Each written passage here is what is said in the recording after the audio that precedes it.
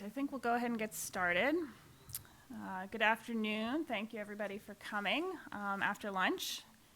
My name's Karen Fidelak, and I am a product manager at Salesforce. I'm part of the Salesforce DX team of product managers. I am responsible for our metadata API, our tooling API, and kind of all of the metadata infrastructure and kind of support throughout our platform. So what we're going to be talking about today is metadata coverage through Salesforce DX and how we're looking at that, tracking that, and working to ensure that we have as complete coverage as possible throughout our entire platform. So, as you've probably seen before with Salesforce presentations, first thing we need to talk about is our forward-looking statement. So this basically is just to remind you to please make sure that you're making purchasing decisions based on currently available software and product. We will be talking a little bit about some of the future forward-looking features and product. All right, so just a quick agenda of what we're going to be talking about. I'm going to go over fairly quickly, just kind of an overview of what metadata is, what it means in our platform, what it means to you. I'm going to introduce and share our new metadata coverage report. I'm going to give a quick little demo on that as well. I'll talk a little bit about how metadata is used within Scratch orgs and specifically how you ensure that it's enabled and properly permissioned for Scratch org use. Ultimately, we're trying to make sure that we have complete coverage throughout our metadata in our platform. And so I'll be talking about how we're doing toward closing the gaps that we do have, and then a little bit about takeaways and future next steps. Okay. So metadata, what is metadata? Metadata is kind of the core piece of our platform that allows you to build customized applications on the Salesforce platform.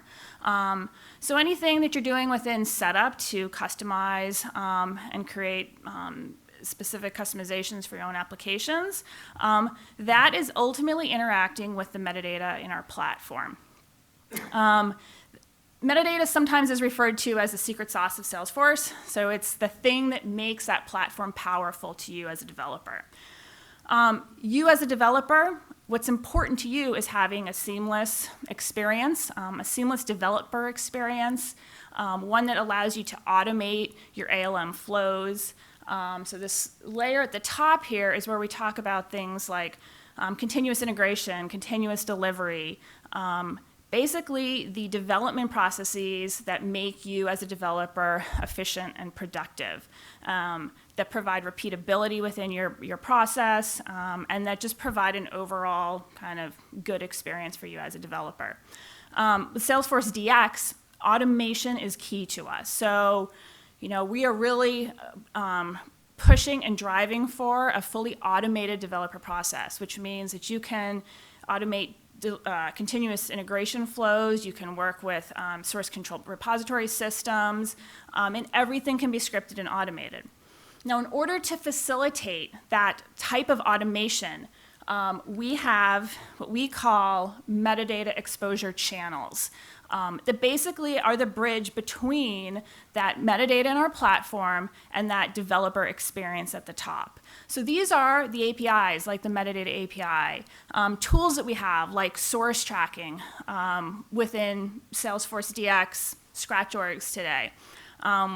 Packaging, these are mechanisms that allow you to move metadata between different environments.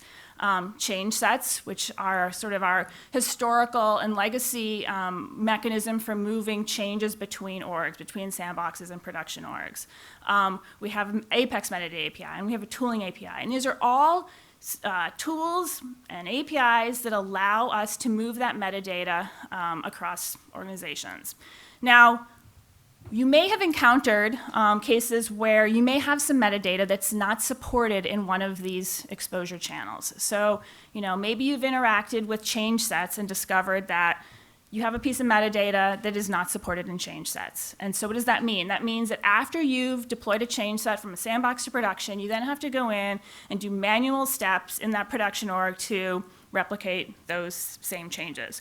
Or if you're using scratch orgs and you're trying to do a source pull after you've made a change in the org, and that change that you've made doesn't properly pull down, or you've made a change to a field and the related profile doesn't also pull down with that related change, right? So all of these cases where we don't have proper functionality or we don't have coverage of metadata in these channels are what we would consider metadata gaps, and gaps in these exposure channels. Anything that is breaking the automation of your development flows are issues that we consider basically blocking to that development experience, and in cases where we want to fix. Okay? So we have been spending the last year plus on this project, this initiative around metadata completeness and metadata coverage. Our goal is to make sure that we have complete coverage across all our metadata exposure channels. We've been focused initially on what we call our core DX channels, that being the metadata API, source tracking, and packaging. And so we've been putting our focus in those areas over the last several months to make sure that we've got as good coverage as we possibly can, and ultimately to facilitate, like I said, that seamless experience for the developer. So how do we do that? This initiative that we've been working on basically has 3 steps. It's fairly simple. The first step for us is to identify and be able to understand what our metadata coverage is in our platform. And you would think that that's fairly straightforward. Interestingly, or maybe not so interestingly or surprisingly, this platform has been growing up over 20 years or so. There's a lot of stuff in there. It's not, as much as you might like to believe, not everything's totally consistent in the way it was developed. We have various pieces of documentation out there that you've probably seen that cover what's supported for metadata and change sets, what's supported in the metadata API, what's supported in the tooling API, what's supported in packaging, what's not supported in the metadata API, right? They're all different documents, they're all manually maintained. And so the first thing that we've been working on is being able to programmatically pull out of our platform what we support in which channels, so that we can then prioritize those gaps, prioritize where we have issues, and then ultimately fix them. Okay, and so part of the identification is not only in us understanding it, but in communicating it out to you. And so with that, what I want to share is this new metadata coverage report that we've introduced. And what I'm going to do is actually show you what this looks like. Okay, so let me see if I can make this a little bit bigger. How does that look at the back? Okay, yeah, a little bigger, okay. So this was introduced in our winter release. I always get the releases confused because we're always like 2 releases ahead. And this is available publicly from our developer.salesforce.com site. So anybody can look at this today. Once you get to developer.salesforce.com, you can find this right in our resources menu here under tools. It's called Metadata Coverage Report. Okay. What you're looking at here is just a list of all of our metadata in our platform, all of the channels that we support metadata across, and check marks where metadata is supported in a channel, and lack of check mark indicates that it's not currently supported. Okay. Previously, if anybody had seen sort of an earlier version of this type of report, it ran out of a given org. So you would run it on a given org, and so it would run and it would produce coverage information for that version that org was running on. This is all now centralized into this public site, and so what we've done is provided a menu here where you can select different versions. So you can look at coverage information across different versions. And so what we're looking at here is winter 19 data. We'll be adding to this as we go, and we've gone back as far as just the summer release, the one release prior. Okay. This report provides some nice little usability features. So like you can sort these columns if you're trying to look at what metadata is supported in individual channels here. We can sort by, or we can filter, so we could search for like metadata that includes custom in the name. So there's lots of custom metadata, or wave or something like that. So we can filter like that. We've also got the ability to hide columns if you're only interested in certain channels. So like, maybe you want to hide chain sets if you're not using chain sets right now. These are just nice little simple usability enhancements. If you had looked at our previous coverage report, it was pretty much just a table with green check marks and didn't provide really any interaction. So that's something that we wanted to add here. The other thing that I like to point out is kind of inherent to producing a piece of documentation like this for metadata is that the metadata is supported, right? So if you think about how are we calling out these metadata types here, by calling them out as metadata types, it means they're supported in the metadata API, kind of by definition. And so we do have gaps where we have functionality that's available in setup that we do not have any exposed metadata object through the metadata API. And the metadata API is the prerequisite for all of the other channels. So if it's not in the metadata API, it is not going to be in source tracking, it is not going to be in packaging. It has to be in the metadata API first. But we have things that we know are not in the metadata API. And so if you think about, we have a piece of documentation out online that's actually called something like unsupported metadata, or objects that are unsupported in the metadata API. And they're called out by feature name because they don't have a metadata API name yet, right? And so we've called out kind of some of these here. These are some of the heavier hitters. These are some of the ones that we hear about. We've kind of guessed in some cases here what that API name might be when it is exposed, but just be aware that some of these may end up having some different name when they do end up being exposed to metadata. A good example of that, actually, in this past release, we went through the process of exposing the omnichannel metadata. So if any of you have tried to use omnichannel through metadata API in the past, you may have realized that it's not supported in the metadata API at all. And so that would have been called out here as like a gap omnichannel. What we did was we exposed it, but the metadata types that resulted from that are actually called things like queue routing config. I think there's one called presence user config. These are the metadata types that support the omnichannel functionality. And so when these things get exposed, you might end up seeing multiple metadata types that come along to support some set of functionality like that. Okay. The next thing I want to show here, and this is kind of a really cool feature that we've added, is this interaction with known issues. So integration with known issues. Known issues exist on our community forums, or our community, like Trailblazer community. They interface to our bug tracking system internally. And so the known issues, when you guys vote those up through the community, that feedback comes back to us, and we see that on our internal bug tracking. And so that helps us to prioritize. So going back to that, like, how do we prioritize? We want to make sure that we are taking input from you. So these links here indicate how many known issues we have that are specific to metadata coverage, so use of a particular metadata type in some part of your ALM kind of process. So it could be an issue with source tracking, it could be an issue with packaging, but it's some issue that's affecting automation. So if we look at, let's take a look at custom field here and click this view. We see 2 known issues listed here. This information is coming straight out of our known issue database. And so what you can see is this is information to provide to you as the user, what the issues are that we are aware of with this particular piece of metadata. You can click directly from here, and it will take you out to our known issues Trailblazer community site, where you can get more information on this issue, workarounds, that kind of thing. But most importantly, it allows you to say, this issue affects me. So if this issue affects you, please let us know. And this count is a really important piece of us helping to prioritize these issues.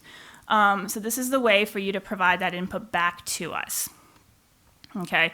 You can also see that the status is reflected in here.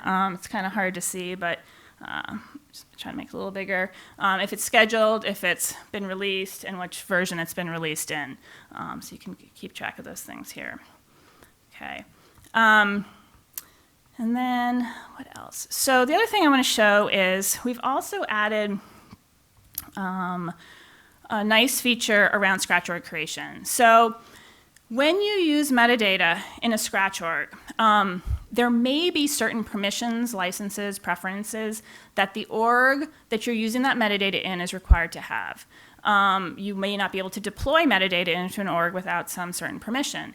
And in the scratch org world, we have a scratch org definition file. It's a configuration file where you can specify features, we call them features, and settings or org preferences, where you can specify the feature that is required for that metadata. And that feature underneath the hood is setting up the appropriate permissions, licenses, whatever else is necessary to enable that piece of metadata in that org.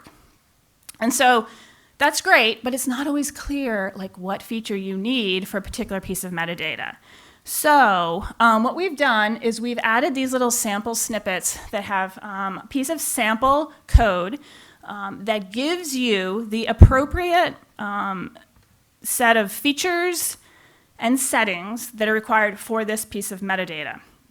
Okay, this is a set of features and settings that will work for this metadata. It's not necessarily the only one, but the idea here is to just get you going quickly, allow you to set up a scratch org that you know will work with the metadata that you have, that you're trying to deploy, okay? You can copy this and paste it into your scratch definition file, and these are per edition. So in some editions, you may not need a feature that you will in another edition because that edition by default enables it. So in some cases, you may just not see any additional features or settings specified there. Okay. So that's kind of the overview of this handy-dandy report that we've got here. Let me head back to the slides. Okay. So that's the report. So a little bit more on settings and preferences. In the Winter 19 release, we introduced a new format within the Scratch definition file for specifying org preferences or settings. So we used to call them org preferences. You can see right here. Okay. We've now introduced a new format that's just called settings. I think you can see that over there. And the main difference here is that we are now leveraging directly settings that are available through the Metadata API.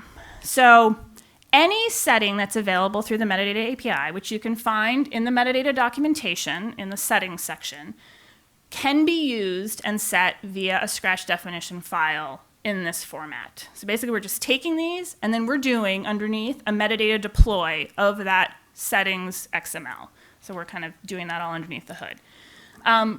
Contrary to that, the old way that we did it, there was additional piece of little mapping logic that we had to add, which meant that as new settings were added into the metadata API, if we didn't do that mapping, you wouldn't have support through Scratch definition. And so we had gaps there.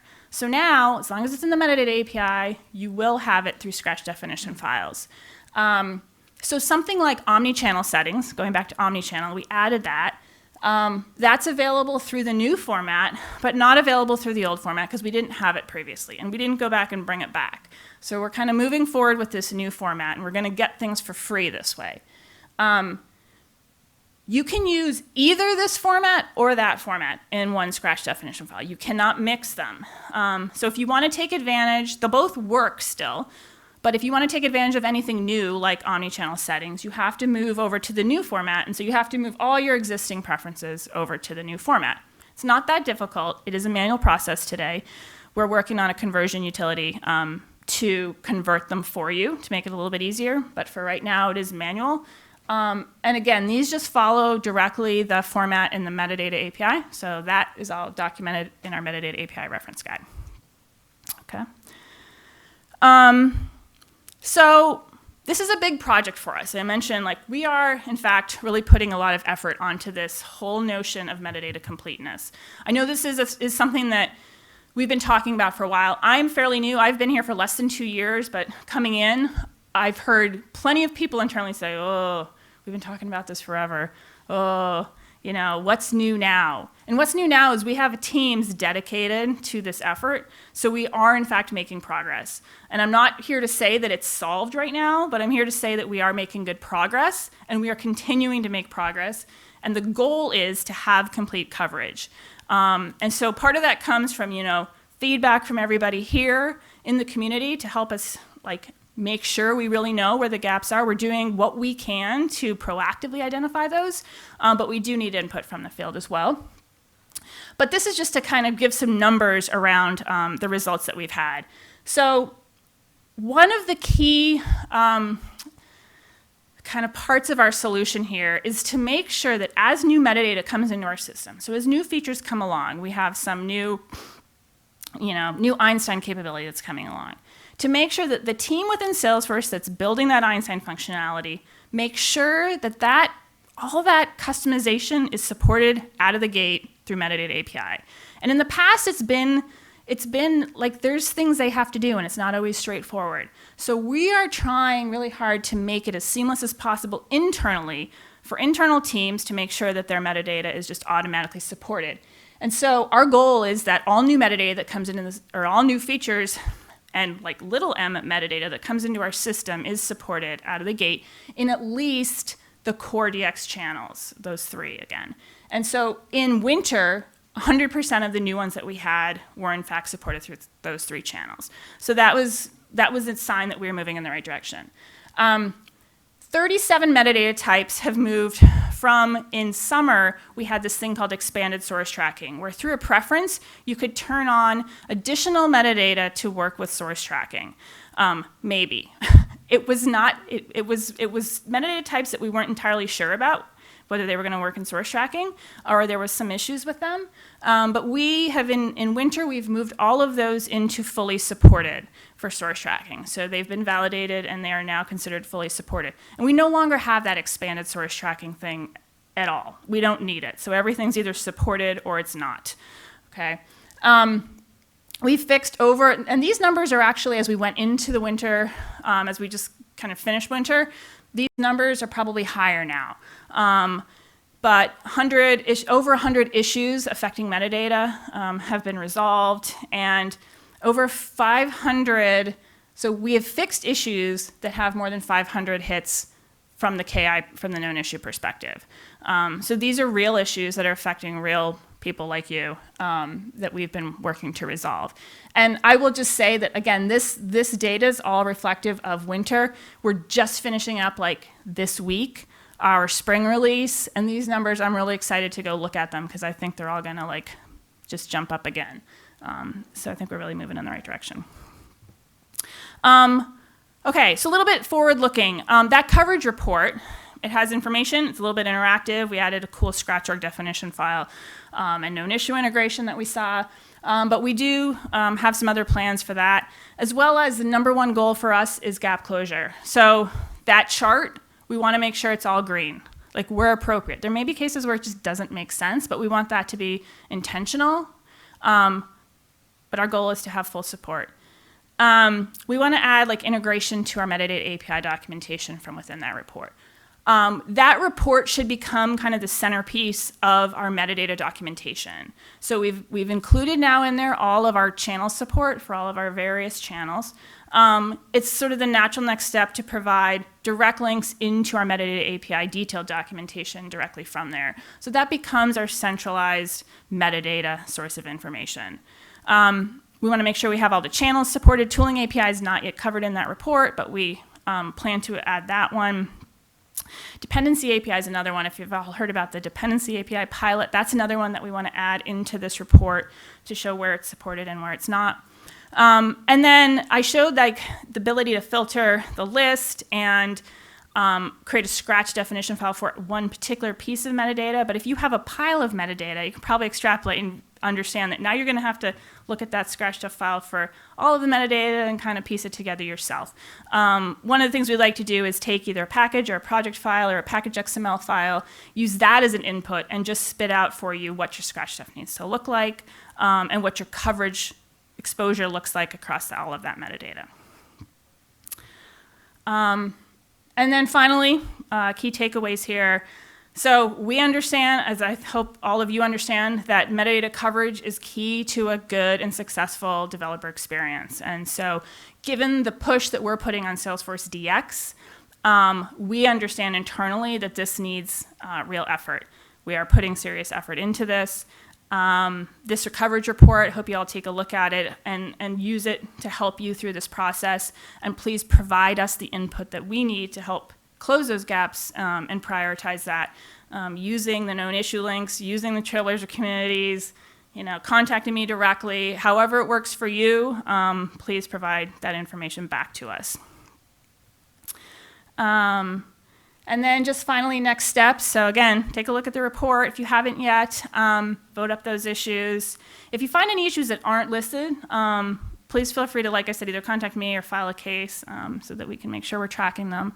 And then in terms of just getting started with SFDX, if you haven't done that yet, this is a good trail to get started with and just start using the tool, and metadata will fall out of that. Okay, and that's it. Thank you all very much. Any questions? I'm happy to take them at this time.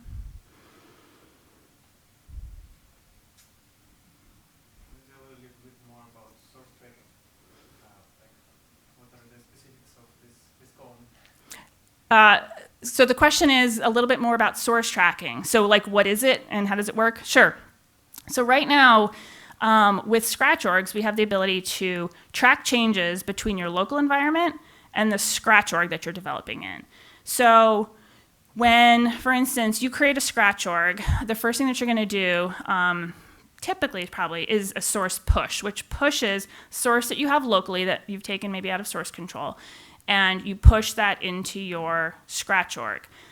It is doing a compare at that point to say, like, what is newer locally than what's on the remote org, which is the Scratch org, and pushing that.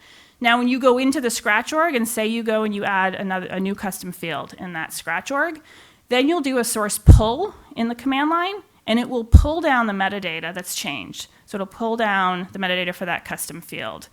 And so it's really nice because when you're in there making changes, you don't have to keep track of what you're making changes for in order to get that metadata locally, to put it into source control, maybe to package it up, to put it into another org, but just to manage the changes that you're making. I think it's like one of the best parts of DX is that source tracking capability. I use it too sometimes if you're not sure like what metadata some piece of setup goes with, like what is the actual XML going to look like. You can go into a Scratch org, make a little change in setup, and just do a pull, and now you have the metadata for that particular change that you made in the setup UI. So it's really handy for that kind of thing as well. When you talk about source tracking, is it per design? Because when you push via Metadata API, so classical Metadata Deploy is not tracking sources, which Right. is good and bad. I mean, it's good on the one hand side that you can deploy some development-only stuff that you don't want to get back to source control, for instance. But on the other hand, if you have some metadata you can only deploy with metadata or some other purposes we run into, it's hard to not get it back. So is it changing this behavior or is it per design? So there's a way to ignore. There's a force ignore file that you can specify things that you don't want to have tracked. That is a way to do it. You can always use the metadata deploy command from the CLI. So you can do like an MD API deploy if you want to have more granular control. We are looking at adding in the future to more granular controlled pushes into Scratch orgs for whatever the scenario might be where you want to have a little bit more fine-grained control, where what you're getting with push or pull for whatever reason isn't exactly what you want. We're adding, this is a little bit of that sort of forward-looking safe harbor here, but we are going to be adding that same source tracking capability into sandboxes. So from the command line, you should be able to do source tracking with sandboxes as well. And so we'll be piloting that fairly soon. Did that answer your question at all? Yeah. Okay. So we have a couple different commands that like let you have control or just rely on the source tracking that we have. And we have within the source tracking the ability to ignore, to control that a little bit more finely. And then we've also introduced the ability to deploy using the DX source format into sandboxes using a source deploy command. That's also like a kind of a, I think it's either pilot or beta feature right now in winter. That was showcased a little bit at Dreamforce if anybody was there, but I can talk to you more about that as well. Okay. Does that help? Does that help explain? So the gap in the source tracking means that I may not pull something. Right. So a bug in the source tracking means you might make a change and you might do a source pull and nothing happens. Or kind of the more typical thing we see is you change like a field, you add a value to a pick list or something like that, something that is going to impact something that's in a profile. And so the profile metadata also needs an update, but when you do a pull, the profile doesn't get pulled. So you get the custom field, but you don't get the related profile. So then what happens is now you've got this set of metadata, and if you go push that into a clean org, it's going to fail because it's going to be referencing something that's like not found in the other metadata. Or delete is probably the better example. You delete the field, but it doesn't end up pulling a new profile that has that deleted field, that field gone. And so then when you push it, it fails because it's got like a missing reference. So it's those kind of like related changes where we see some of the problems. And if you look at those known issues, you'll see some of those types of things reported. Kind of a clean, like if you go create an object or create a, like for the first time, a lot of it's very, very solid. I'm probably making this out to be worse than it is, but it works actually quite well for the vast majority of cases. And I would highly recommend trying it out because it really makes the development process a lot easier. Any other questions?